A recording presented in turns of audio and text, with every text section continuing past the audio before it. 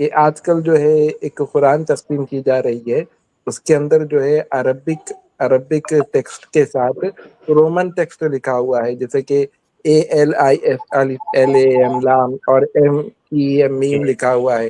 تو اس بارے میں میں نے کچھ علماء سے سوال کیا تو ان کی مختلف رائے تھی۔ کچھ علماء نے کہا کہ یہ کفر ہے، کچھ علماء نے حرام کہا، کچھ علماء نے جائز کہا ہے۔ تو اس بارے میں پوچھنا تھا۔ کسی نے جائز بھی کہا؟ جی ہاں شیخ، کچھ علماء نے جائز بھی کہا، جیسے کہ طاہر شیخ سرابی۔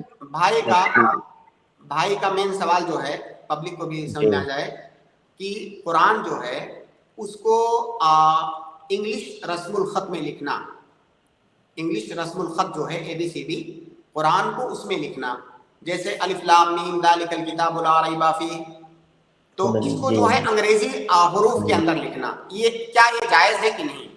یہ بالکل بھی جائز نہیں ہے، یہ بالکل قطعاً جائز نہیں ہے، یہ حرام ہے۔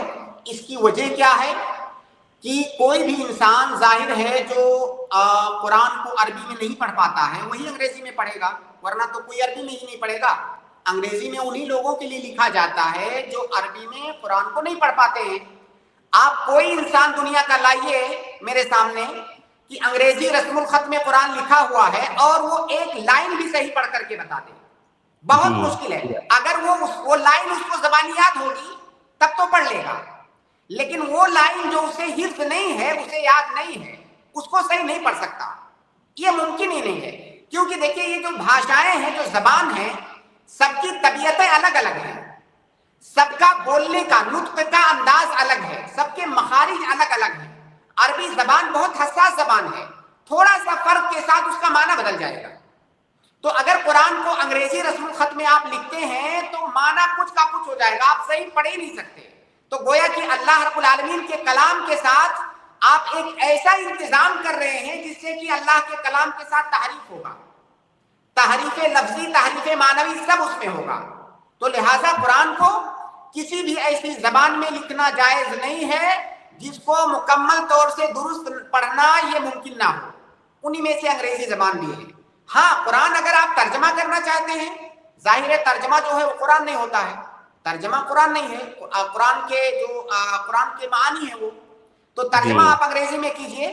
باقی ایک مسلمان کو چاہیے، میں کہتا ہوں اس کو ضرورت ہی کیوں پڑے کہ وہ انگریزی میں اس کو چاہیے تب وہ پڑھ پائے گا۔ بھائی جتنی مشقت، میں نے کچھ لوگوں کو صرف دیکھا ہے ہندی میں اور انگریزی میں پڑھتے ہوئے، یہ جو میں بات کر رہا ہوں اتنے تاکید کے ساتھ، یہ میں نے جو دیکھا ہے میں اس کی بنیاد پر کر رہا ہوں۔ نہیں، ایک لائن صحیح سے نہیں پڑھ سکتے شیخ، آپ سن نہیں سکیں گے۔